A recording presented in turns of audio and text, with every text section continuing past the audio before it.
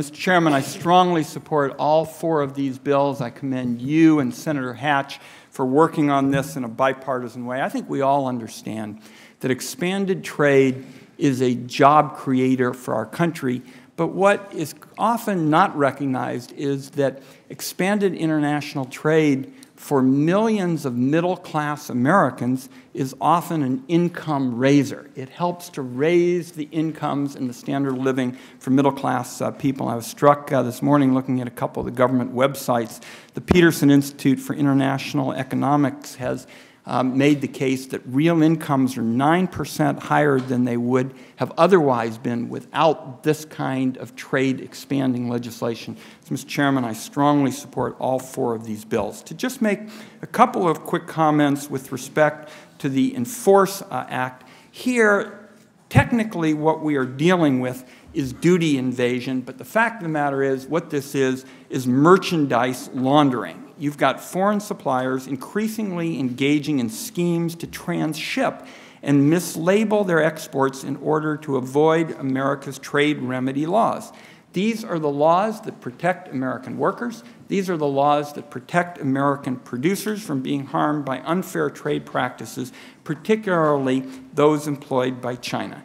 And the impact of this kind of merchandise laundering is the loss of a good-paying American manufacturing jobs and opportunities for our middle-class folks. I'm very pleased that Senator Snowe and a number of colleagues are co-sponsors of this legislation as a result of the work that Chairman Baucus and Senator Hatch have done over the last few years. I think we have a bipartisan piece of legislation. And I want to just make one additional point. In the last few days, we have had legitimate concerns raised, my colleague Senator Stabenow being one of them, about who can explicitly go to CBP under the proposed legislation to trigger an investigation of duty invasion.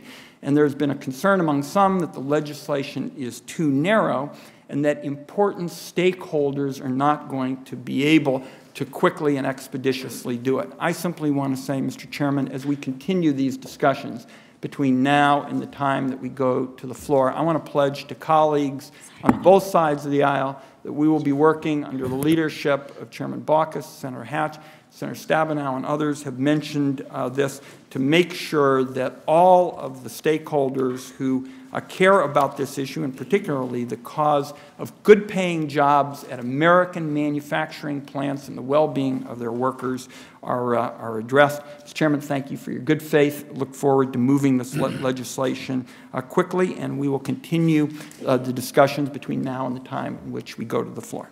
Mr. Chairman. Sir Wyden. Thank you, Mr. Chairman. This is my amendment number 1. Number 1. Okay. Why don't you proceed? Thank you very much, Mr. Chairman. Mr. Chairman and colleagues, in the course of chairing the Trade Subcommittee, I've come across a serious problem that I don't believe most senators are aware of. And Senator Crapo and I have both filed amendments to correct it. And the heart of the problem is the Trans-Pacific Partnership Agreement that is now being negotiated will be the biggest trade agreement this committee will be examining for years.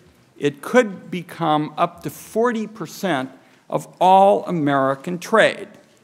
The problem is that special interests called advisors by the U.S. Trade Representative have far superior access to the text of this agreement than virtually all of us on this committee have. In fact, to just kind of lay it out, you can have one of these special interests called an advisor sit in their K Street office, use their laptop, put in their username and password, and analyze sections of the Trans-Pacific Partnership Agreement they are interested in ways that almost all of us on this committee cannot. So you've got a situation where the public is kept in the dark. Most members of this committee are kept in the dark. But you've got these advisors, these special interests, basically getting an all-access pass to the sections that they care about so they can analyze it. Now, Chairman Baucus and I have been discussing this, and the heart of the problem, in my view, is that the consultation by the U.S. Trade Representative's Office with the Congress and the American public currently is woefully short. It is simply inadequate, particularly given the enormity of this agreement that could encompass 40% of all American trade. And I think it's critical that we get some changes to ensure that members of this committee in particular, but I think colleagues with staff that has classified access ought to have approval as well.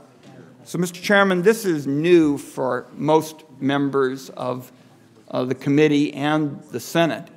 So I would like to see how you and I and Senator Hatch and colleagues can ensure that there's access so that we at least are not in a significantly reduced position with respect to examining this agreement than these interests are on K Street, who can be sitting there this morning, putting in their username, putting in their password, and perusing this document over a cup of coffee.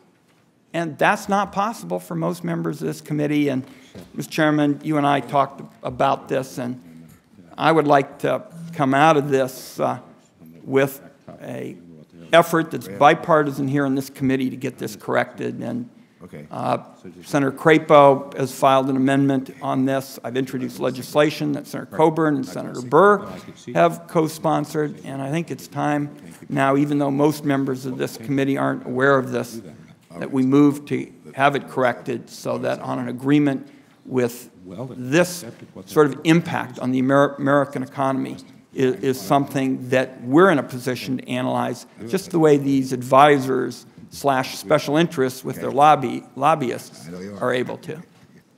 With respect to my third amendment on counterfeits, I believe if we can have a colloquy between you and the ranking member, Senator Hatch, we can dispose of that quickly. It's Amendment 3 on counterfeits. Okay. Go ahead.